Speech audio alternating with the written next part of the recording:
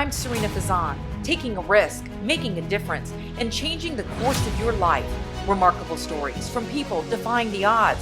You're listening to On the Record. Hi, everyone. It's Sarina Fazan, and thank you so much for joining us for On the Record. We are doing another Love in America, and I'm very excited to have Adam and Mary Goldberg here. You guys own AGoldPhoto Pet Photography. You got it. You got it. All right. I am so excited to hear about your love story. And before we start their love story, I want you guys to know I know nothing about it. My business partner, Tanya Cielo, who knows that I'm in love with love, I've set up 9 couples, by the way, that have gotten married, Wow. said to me, you have got to interview the Goldbergs. So, again, the only thing I know about you guys is you are newlyweds. Fairly, yeah. Fairly, right? Yeah. Like got married March of last year? Yeah. March of 2019, in case you never know, this podcast could be shown years from now and we need to put a date on it, right? Right. Okay, so let's begin. How did you meet? Well, I was in advertising before I joined Adam, and I was an art director, and one of my clients was actually the Humane Society of Tampa Bay. And when was this? September of 2016. Okay, all right, okay. So they were raising money for the new building they actually just finished. So the whole campaign was revolved around a guinea pig being the spokesperson, because you often see cats or dogs being the spokesperson or being featured. And for me, I wanted to show the little pocket pets that people kind of disregard really easily. And that way we could put them in every scenario. Mary, that was a brilliant idea. And I want to point out Humane Society, and it's in Tampa. Yes. I just say that because the viewership right now even goes to Ireland. So Yeah. just to give people an idea. So Humane Society of Tampa Bay. Okay, of Tampa Bay. So, of course, since they're a nonprofit, they didn't have a lot of money, and they're trying to save money on production. And they said, we have this great photographer who volunteers for us.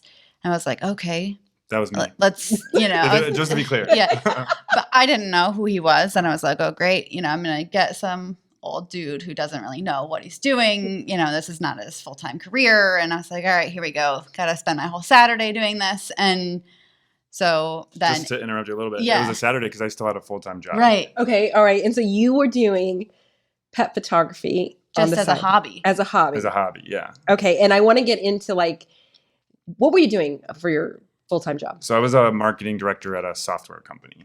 Okay, got it. And so you're doing pet photography on the side, yeah. On the side, and you love animals, clearly. Is that yeah, for sure. So that that's why you're doing pet photography. Yeah. Right. So did you have the business name yet? AGold Photo Pet Photography. I'm so proud of you. Sort of. I think shortly after, it was in development, I think, at that point. So before the pet photography thing, I wanted to be a social media manager. Mm-hmm. So I had a company called Socially Gold.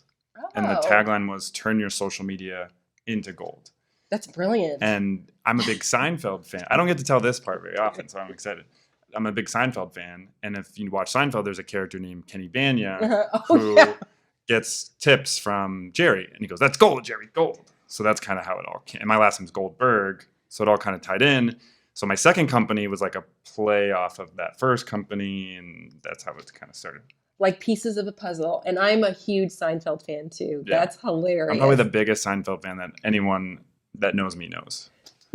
Oh my gosh. So I have a friend named Mike Muroff, and he's an architect. And I always think that's so cool because, George Costanza is an architect. Yeah. Sorry, not to digress. But anyway, so here you are. Love the brilliant plan. And you're brilliant too. So because if you're thinking of this new campaign for the Humane Society of Tampa Bay, and you're thinking, Mary, at this time, you're working with a photographer who doesn't know what they're doing. And I'm just like, okay, let's see if we can get something good enough. And she was used to working with professional photographers who knew what they were doing. So her job, in theory, could have been a lot more challenging. Right. Got it. Now, at this point, are you dating anybody? No. Or anything? Okay. And are you in a good spot to meet somebody, would you say? Yeah. I mean, I think something that we talked about basically on our first date, which I'm kind of skipping ahead a little, was that Adam and I were both engaged previously in our lives. Oh boy. Okay. Right. And, okay. And I had been, dating, but single for 6 years at that point. So you were at a good I mean, space. I'm a big proponent for mental health and going to therapy. And I, had been going and like really got in a good place where I was like feeling good about like my past and how to move forward. And so it was like the perfect timing. And I knew then like not to hide anything either. So that's why like he actually brought it up that day on our first date too, so, and it was like, okay, we both came from similar background of being in a relationship that we weren't happy with. And so we kind of just put it all out there right away, which is great. And I definitely want to delve into that more too, because I'm a huge proponent of timing as well. So, but back, because we have to get to the first date, but back to, so you're thinking, oh gosh, I'm going to be working with this photographer who doesn't know what he's doing. And then Saturday comes around. Yeah, Saturday comes around and Adam shows up, and I'll let you tell this part because you like this part. Yeah. So the Humane Society at the time had a portable that we were meeting in, and Mary and the staff that I knew at the shelter were already there. So I walked in. I was like, I know you. I don't know you. I didn't say this. I'm thinking this, but Mary clearly caught my eye. Okay, wait. So, okay. Were you like, wow, she's pretty? Totally. And I was dating, and it just didn't work out with anyone. And I had been, I think it was like maybe 8 months that I had broken off my engagement. So then I moved to Tampa. So this was in South Florida. And it'd only been 8 months, which is, because yours was 6 years. Yeah. Okay. I think it's 8 months without thinking about it too much. So yeah, I was ready to find someone. So that Saturday, I saw her immediately because that's when we met, but it was, I just knew from looking at her that I was attracted to her. So like, without even talking to her, I was attracted to her. So by looks, I was attracted to her, if that's not clear. oh gosh. So, okay, Mary, were you feeling the same way? Like when you walked in, were you like, oh, he's a cutie patootie? Yeah, but I was more surprised, like, okay, he's a young guy. He hopefully knows what he's doing. And all right, he's attractive, obviously. And no offense to 62-year-old guys. No, but I'm teasing you. You just never know. Yeah, you just never know. I'm teasing you. But I think where I started being interested was during the photo shoot, and he was like ready and willing to do whatever it was that I needed him to do. Now, okay, were you ready and willing to do anything that you needed her to do because you are a great photographer and you were really attracted to her? Was it a combination of both? I think so we met and we were like coordinating like where we were going to go first and working with the people at the Humane Society. I kind of like that switch like turned off. Of like, I'm attracted to her, let me try and impress her. So I was just willing to do whatever they needed. I had worked. One thing we didn't talk about before was I worked at an animal shelter down in Fort Lauderdale, which is how I fell in love with pet photography. So I was used to getting on the floor in shelters and that sort of thing. So I knew kind of what I was getting into. So there was a moment where I needed to get on the floor in the dog kennel where there's like potential for poop and pee and stuff like that. And he was like, yeah, whatever. So like, and it's a small little guinea pig. So to be eye level, I had to be my stomach was on the floor. Yeah. So Mary took some photos of me behind the scenes. Yeah. And then I can't remember if I asked to see them or she showed them to me. So I said, hey, can you text them to me? Thinking, I'll get her number. Ooh, great strategy, because that was my next question. Yeah. Okay. So I got them, and then I don't think I texted her right away. It was Saturday, and we didn't finish the photo shoot. So we were scheduled to come back again on Wednesday. So I was thinking like, at lunch, on my lunch hour. And I said to myself, like, I didn't see a ring on her finger. I didn't want to text her and ask her out or anything, because if I have to see her again on Wednesday and she wasn't interested, it'd be like super awkward. That's good thinking. And I'm not thinking that he's even interested, because I'm in professional mode, and technically I'm his boss at that point. Right. And I'm like, I'm not going to make, is, and I'm not going to make the first move, in that scenario, because he, I hired him essentially, right? We're not paying him technically, but you're still directing him to take these very important photos. Right. But I do remember you did text a little bit, and you were very like joking, and like he is like a big jokester as far as like the way he talks, and lots of puns and things. So lots of puns. I knew that immediately, and he was like bantering back and forth with me on more of like a friendship level even. Like it wasn't business related. So I knew that he was at least. I think I was putting feelers out there to see what I would get back. And I was picking up I liked what I was getting back, I guess. Because you were attracted to Mary, right? Yeah. You were attracted. And so, all right, so you have this fun text banter going back and forth, but you haven't officially asked her out because you're seeing her on Wednesday. Again, Adam, I think that's a great strategy because that would be like awkward, as you said. So then what happens? Well, if I can go back just a second. Yeah, sure, of course. There's a fun part of it. So it was like a 6-hour day. And the shelter staff needed to do something. And Mary and I were just sitting there. And I said, well, do you want to go to the next location? And they'll just meet us there. So we went outside and we had to take photos of the guinea pig with kids. And Mary was like helping. So I was able to I took a photo of Mary and she's smiling. So you could just see like this here down and I'm holding this guinea pig and trying to hand it off to this little girl. So I took this photo and like that was like the moment that I like really knew that I liked her a lot. Why? Because of the way she was with kids and animals? Yeah. Oh my gosh, you know what they say? They say that guys really do feel that. Yeah. So, but then I have the picture. Like how we many people have we have a photo of the moment. Yeah. That he realized. And it's on our website, so you can look over. Oh no, that needs to be the cover. One of the photos in this podcast article. Yeah. Oh my gosh! So at that moment, you knew. Yeah. Not necessarily. Did you know that that's a girl I'm going to marry, or were you like, this is someone? I hadn't had a connection with someone like that ever. Even with the woman I was engaged to before. Gosh, I'm done. And I was like online dating, and I was like, "This is awful. Yeah. Like, I hate this." So online much. dating is the worst. I'm sorry, it's just the worst. No, we for have us. If you've done it, no shame. Good for you if you were able to find somebody, but not for me. Listen, we're going to do a whole podcast too on online dating. Like people have asked me to do so many things, and that'll be on a Dating in America podcast. Yeah.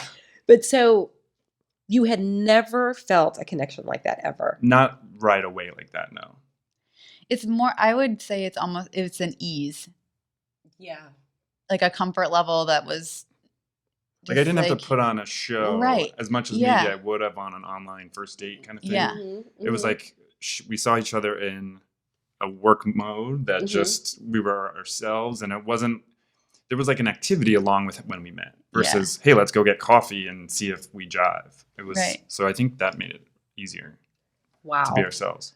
Okay, so then on Wednesday, I knew that he liked me because all of a sudden the jokes were like over the top, and he was like opening doors for me while we were going around and finishing up, and I was like, something is different. Something is different here than it was on Saturday. I put cologne on. No, wow. So yeah, you're right. He is a jokester. So okay, so you asked her out then. You asked Mary out. Well, yeah. So and then I get back to work. And we were only there for an hour. And I texted her. I didn't want to I was too chicken to do it in person, I guess. And I ran out of time.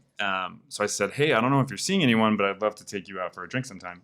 I had never done that ever to anyone. So I knew that something was, I was feeling it. And because you're back at your office. I'm back at my office. Right. So I texted her and I didn't get a response right away. So I was like, ugh. So then 45 minutes go by. But the story goes, I felt like I waited 4 hours. She didn't want to seem too eager. I didn't want to seem too eager. And I was like, the way our desks were set up, I had somebody like on the other side of my computer, and I stood up and I was like, that photographer I was telling you about? He just asked me out. What should I do? And she's like, well, do you want to? I was like, yeah. But I don't want to respond right away, because you don't want to seem like you're desperate or eager. And so I was like, I'm just going to wait. I'm going to wait for a little while, make him worry a little bit. So I thought I waited like 4 hours because that's what it felt like. But we looked back later. It was only 45 minutes. Yeah. But when those 45 minutes seemed like for you, Adam, you're thinking, oh my gosh, does she not like me? Why has she not responded to me? Right. And here I am reaching out. And I do feel like still it's that.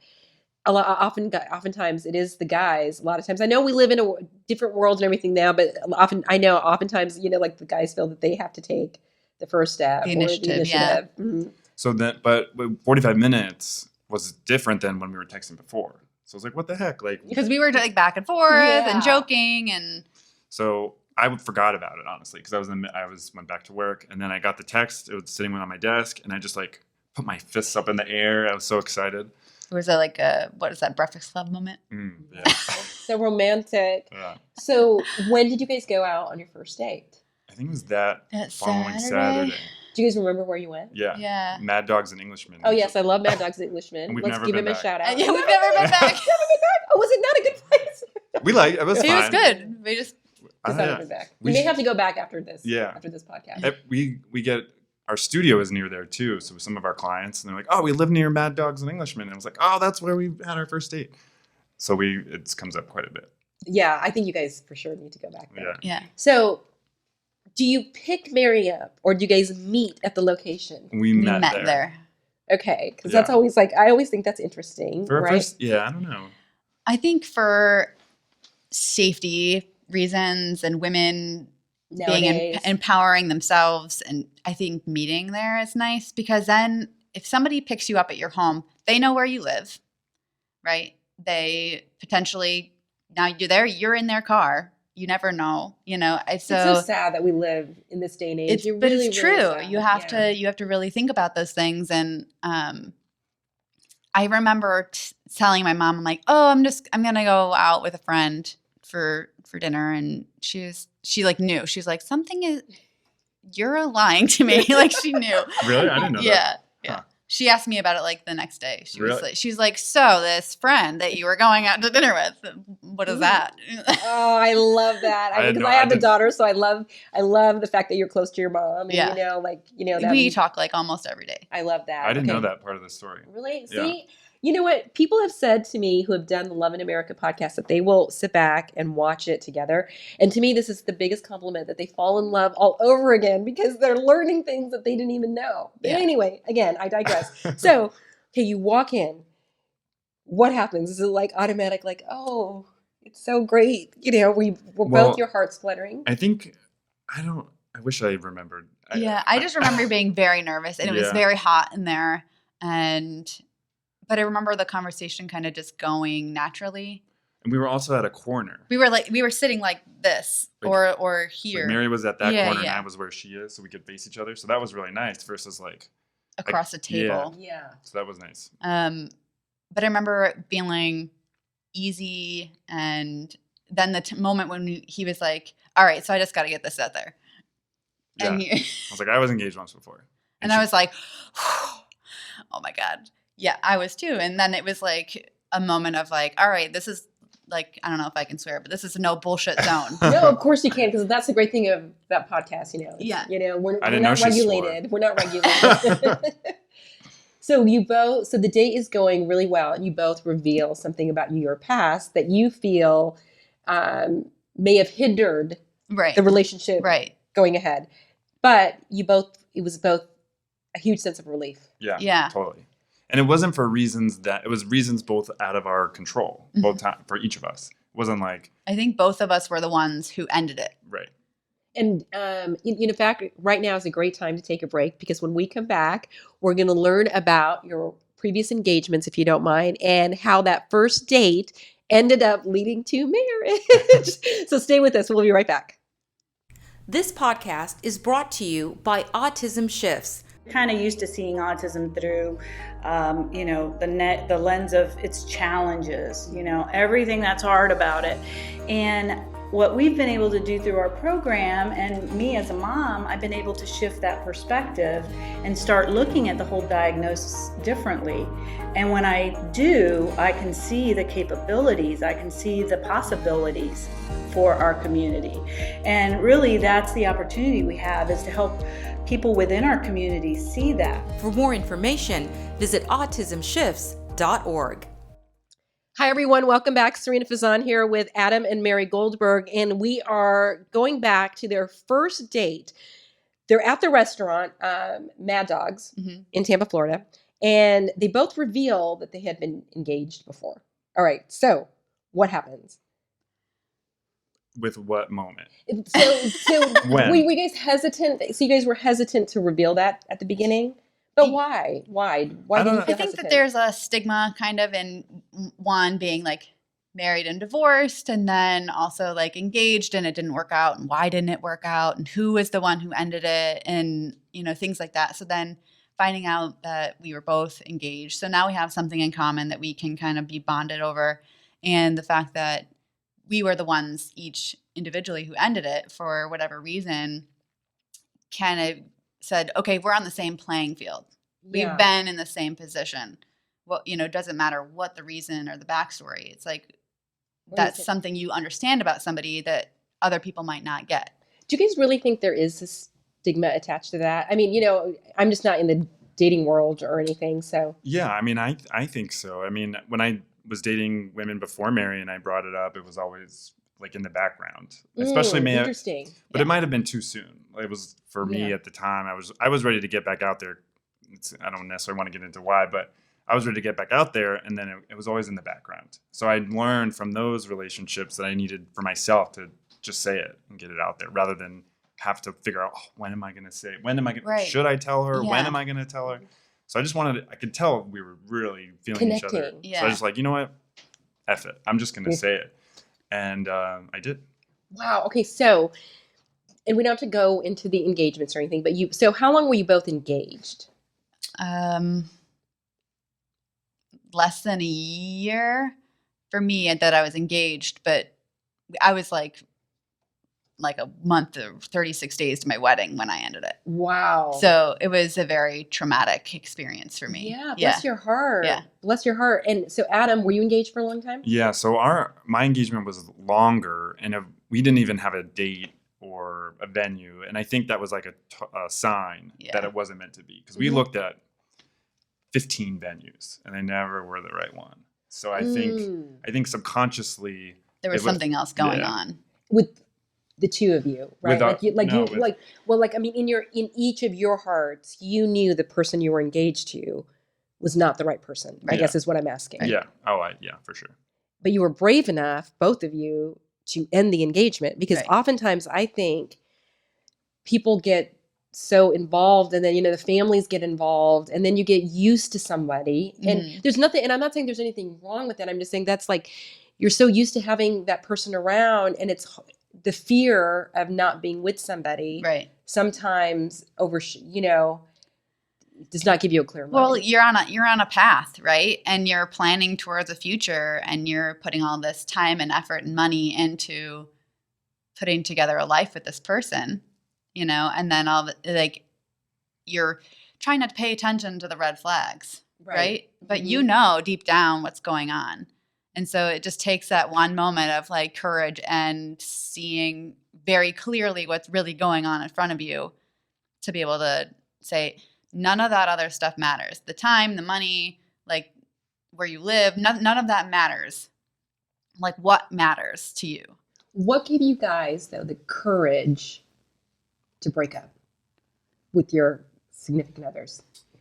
I just knew it wasn't working anymore. And it wasn't for a long time. And there was like a breaking point that I would prefer not to get into. But there was absolutely. There was a breaking point, and I couldn't get out of – I wanted to get out of South Florida for a long time. And then as soon as I could, I left and got out of there and moved back to Tampa. I went to USF originally. So it was nice to be able to come back. That's a whole other topic about the difference of South Florida and here. But I just knew, and there was a specific moment that I just knew. Yeah, for me, I found out that he had been cheating on me. Oh, bless your heart. Not Adam. Her previous. And I was like, this is not the life that I want for myself. Like, I don't care if you are a master of forgiveness or not, but this is not the life. Because for me, it's like once a cheater, always a cheater. Gosh, that gave me, honestly, that made the hair on my arms. Yeah. Because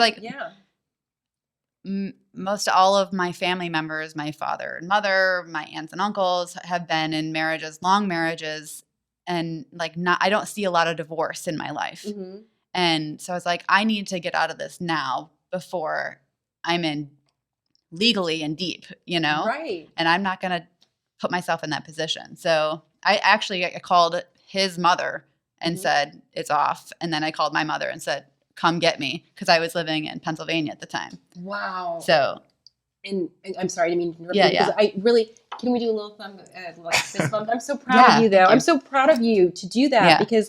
because you even said at the beginning of the podcast, Mary, that you were talking about therapy and Yeah. mental health, and because that really must have broken It's your really heart. important to Yeah. get the help you need. And it took me a long time to realize that I needed to talk to somebody. Yeah. And when I say Adam, clearly you are the love of her life, and that was meant to happen to bring her to the love of your life. Yeah. But when I talk about your heartbreak, it's just the whole fact that the trust you put into somebody, Yeah. and here you are, you trust them, and then this Yep. huge violation, right? Yeah. But clearly, when people say, and I don't know if I believe this, but then I meet people like the two of you, and they say, things happen for a reason. Mm-hmm. Clearly, things happen for a reason because you found Adam. Right. Oh my gosh. Yeah, Okay. we say that all the time. I'm not a very spiritual person, but I really really think that we were meant to find each other. Oh my gosh. I mean, back to the happy stuff is yes, and I wanted to go. The reason why I wanted to go there though is because these podcasts, these Love in America podcasts, what people have told me, especially the single people out there, looking for love or going through a breakup, that they have found them very inspirational. Mm-hmm. And to listen to them, you also need to know maybe the hardship right. that brought the two people together. Yeah, I mean, one thing I will say that I went through during therapy is my therapist asked, all right, so picture yourself in your mind and something you want to do within your lifetime. And I was like, all right, well, I love road trips. I want to be on the road and I want to have my dog and, be out on the road. And she's like, okay, so who's driving? And I said, I'm driving. And she's like, is there anybody else there with you? Wow. And I said, no. She's like, okay, well, that's your problem. You're not picturing somebody else in your life. And I was like, okay. She's like, all right, so think about who that person is that would be in the car with you.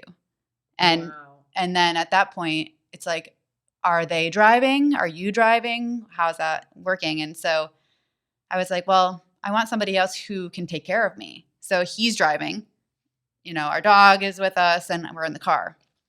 And it was a week later that I met Adam. Oh my, I love this therapist too. Oh my gosh, you are kidding me. No, I'm not. And I would told one of my colleagues at the time that story, and she broke down in tears. She's like, oh my God, I can't I know, I can't believe I'm not crying, Yeah. to be honest with you. Oh my gosh. Yeah. And we take road trips all the time. Well, and we take before our dogs with coronavirus. us. So it's it was very that vision became a reality. Oh, so of course, we're going all over the place. Yeah. So would you say that at that first date that you knew that this was it? There was something. Yeah. I mean, For sure. So at the end of the date, we kissed goodnight before getting in our cars, and he goes, well, this has been very exciting. No, wait, This has hold all on. been very Yeah, there exciting. you go. I gotta go. I just walked away. You did? Yeah. Was that a strategy too? No. Was it nerves? Yeah. Yeah, I don't know. I didn't even plan that. Fast forward to our wedding, we embossed our napkins with that saying. This has all been very exciting. Yeah. You are kidding. Yeah. Okay, so after that first date though, was that it? Pretty much. We went to breakfast the next morning. Hold on. Before you get any ideas, we went home separately. Yes. She said that you got into, the car, the kiss, and then you walked away and the saying became embossed. Yeah. I'm paying attention. So you guys like each other so much that you meet in just the next few hours Mm-hmm. of breakfast. Yeah, we went to breakfast, and the restaurant was, I think it was called Patch's Place, but it's not there anymore. Yes, yep. Beta Bay, which is Bayshore. right across the street from where our studio is, Yeah. which I just realized. But it's not there anymore. Yeah. But we pass it every day, which is kind of fun. Yeah. Yeah. But we've never been back there either. Yeah. And then since then she invited me over to her friend's house that night. Yeah. So I had a group of friends that a lot of them were military. So since then they've all moved away because it's a 3-year, thing. Mhm. And it was all people that had dogs, and we all met up at the dog park every day after work, and on Sundays we would all get together like a family style dinner. And so I was really interested to get their take a little bit. Yeah, because friends always have a good, Yeah. your best interest. Yeah. But it's so funny because so we've never been back to Mad Dogs. We've never been back to Patches. And I don't think we've ever hung out with that group Never. of friends Oh my gosh. since Just that that day. one time. That's So- too funny. Yeah. So, but this gets you on. So, ever since the first date, you guys have not dated anybody else, Right. Right. Right. Yeah. Okay. So, how long did it take you to propose? I proposed in January of 2015. No, No. 2017. I can't remember now. 17. Should have made No. notes So of about the a time. year. 18. Was this- It was 18 because Yeah, 18. 18 January because of we 2018. we were engaged for just over a year Yeah. for the wedding. So we went to her family in Michigan for the holidays, and her family's house only has one bathroom. So then I was like, okay, when she's showering, I could talk to her dad. Oh, and you did ask her Yeah. dad's permission. Yeah. So I do love I that asked too. him. He said he later. Hey Jim. Later found out that he cried after. But he's like he's a big burly My dad guy. looks like a lumberjack. Yeah. Oh. So So he cried because he was so happy, which is good. yeah. And then I mean, that's really skipping forward, but yeah, that does, because we met in September, 2016, and you called your mom right away too, which is not something I would normally do. which Yeah. yeah, and I mean, I call her, but I wouldn't tell her. Tell who him I like, was. hey, I met. Right. right, met somebody. and he invited me to Thanksgiving, so like that's not a lot of time Right. between, A few months. right? Yeah. So Yeah, I forgot about that, but yeah, Yeah. that's good. Good. Did point your in the mom story. know? Here's the girl you're going to marry. Yeah, for sure. Yeah.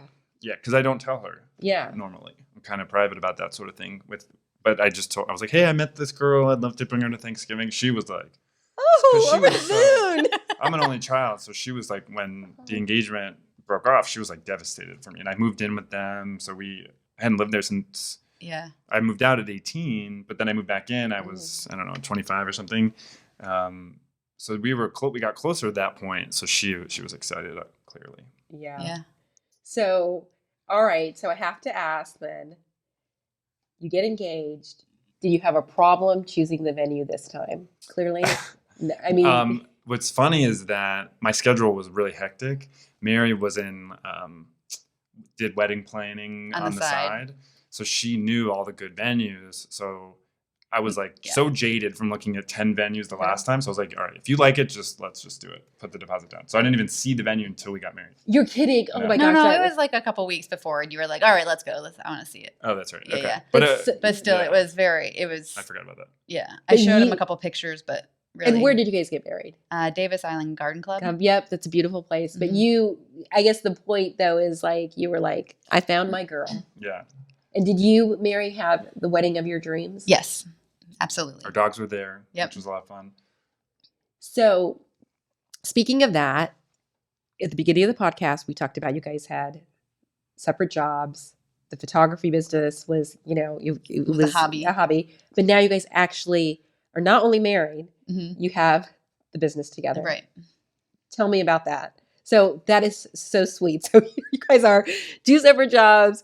You meet, you fall in love, and now you are also fulfilling your passion. Right. Yeah. So to keep this story could be 2 hours. Oh, long. yeah. I mean, easily. I mean, believe me, I can go hours and hours on a podcast. So I was volunteering at the Humane Society pre-photo shoot with Mary, and I was just doing adoption photos to help pets get adopted because that was my role down in South Florida.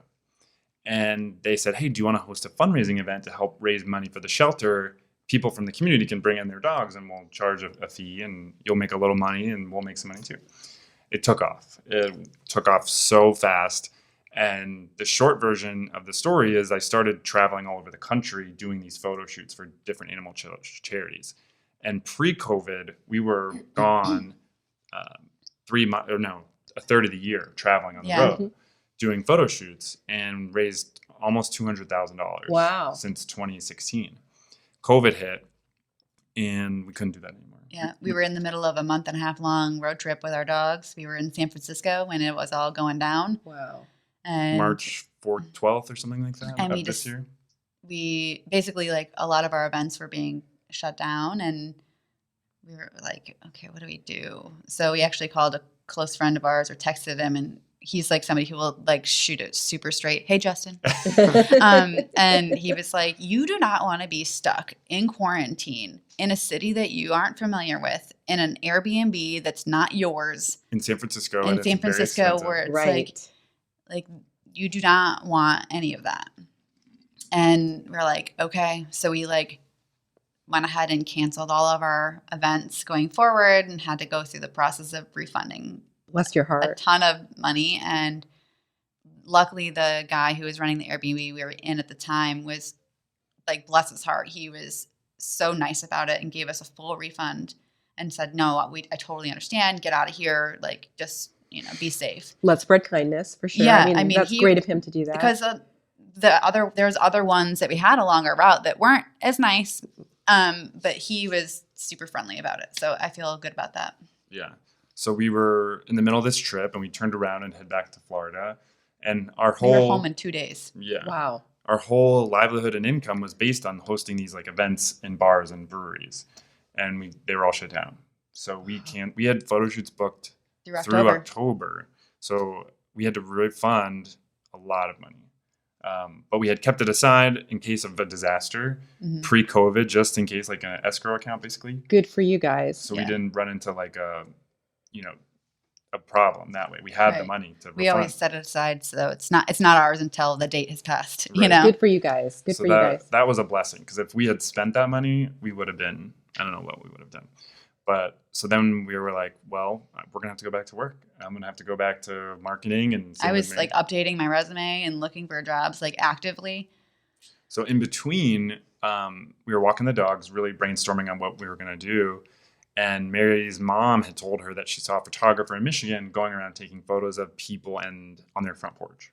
Right. The front door project. Yeah. Yeah. So I had seen something similar and didn't want to copy them. Mm-hmm. I felt like someone had already come up with the idea. I didn't want to necessarily do that. But then I thought, you know what, maybe we could do it, because they were doing it for a lot of like different non-animal related charities. So I said, maybe we could do it for the Humane Society and do it with a dog focus. Yeah, and we're used to raising so much money, and all of a sudden, like now they're not getting any funds either from any, because all of their like fundraising events have all been shut down too. And so we're like, we need to still find a way to, one, create, because we're so used to creating, and it's like seeing him not knowing, like we were setting up the studio and taking photos of our dog like every other day. Yeah. Our dogs, and it's like in our house. We can only, that content is only fresh for so long for people too, and for him, he's getting bored, and I'm like, all right. When my mom first told me about it, I kind of just didn't say anything to him because I knew he was not in the headspace quite yet. And mentioned it, and all of a sudden his wheels started turning, and he's like, okay, so this could be interesting content for people. It's fun and interesting, uplifting content for people. It's really capturing a moment in time that people want to have, because it's such a strange thing to be home with your families in a way that you haven't been before, and not have anything else time-wise distracting you from spending that time, so you can capture that moment. So absolutely. So that really saved us, gave us maybe 2 months worth of work to do. I think we raised $3,000 for the shelter, something like that. Wow, good for you guys. And people loved the pictures, and like we were out every night of the week because we only wanted to do maybe 5 or 6 to capture them in the best lighting photography wise. So we were doing it every night of the week for 3 or 4 weeks, and then we brought it to Orlando. So we drove to Orlando a few times. And all of this is like pro bono? Like you guys are just... No, we did the first round, I think, for pro bono. And then we were like, we can't keep this up. Yeah, you can't. I mean... Yeah, you can't. So then we did make... I think we charged 100 and took... And like we split it with them. But that got us through this time where we're like, what are we going to do? Right. So then we were like, okay, we can't do what we used to do by traveling. We wanted to open our own photo studio eventually. So we decided to look at places online, like through, I forgot what it's called, LoopNet, I think. Yeah, and to be clear, we had been looking since November of last year, pre-COVID, like just trying to get an idea of the market and like what a monthly cost would be per square footage. And so we were kind of already starting that process, but we didn't think we would actually get anything until 21. Right. because we So- were booked through October. Right. And we couldn't be on the road and pay rent at a physical studio at the same time. Right. So we decided to open. We found a perfect place. I had stopped looking because I was getting frustrated with some of the places we had seen, and I stopped looking for about a week. And then one day I was like, I'm gonna look again, and found the place that we have now, and it got listed that day. And it's like the perfect place. It was pre-renovated before us, so we didn't have to put a lot of money into the design, and we've been open now since July or August 1st, I guess. August 1st. August 1st, yeah. That is awesome. So, of course, we're going to share a link to the business as well, so you can learn all about AGoldPhoto Pet Photography. You got it. Awesome. So we went from Love in America to business advice. I mean, and we could go for much, much longer, but I cannot even thank you guys enough for coming in. But before we end, I mean, I know you guys love your animals, but do you think there might be a little, bundle of joy also talk maybe? I mean, yes, we want to have a family, but at this point, it's like we don't know when that'll happen. I had to ask. Yeah. I can't help it. I mean, I can't. Your parents, of course, I'm sure you're getting, especially you're an only child. Dad, Cut this part out. No, live to tape. The just being honest, the two things that are kind of in our way are the financials of opening this business, and then COVID. It's like, how do we? Well, you guys are so young, and I didn't. No, you're fine. I know you get married, right? And then everybody, you get married, then everybody's like, okay, when are you gonna have a baby? When are you gonna have a baby? It's like, all right, stop already. But I mean, I think it's important also to say, like, you don't have to have a baby, right? And not everybody can. And a lot of people have struggles with that. And it's important to acknowledge that when you're with the right person, yes, it's not the end of the world if you can't. That is, I can't even tell you how much that resonates with me, because I have a lot of friends that have, struggled and, waited and, so that is great advice as well. Right. Well, I loved having you guys on. Love in America. See, when we wrap up, the advice is things may really happen for a reason. I don't know if that's actual advice, but things may happen for a reason. But the true advice is that you just listen to your heart, right? Yeah. And if you need help figuring out what's going on in your head and your heart, get the help you need, because it's only going to make it easier for you to communicate what you need to someone else. And Adam is like the master communicator, where I like battle it all up and like it'll take a while for me to say it, but he knows me so well that he's like, what's going on? You're vibing me right now and I'm not really sure. So it's like, it's nice that he's so good at it that it makes it easier for me. So communication. Thank you for the compliment. You're welcome.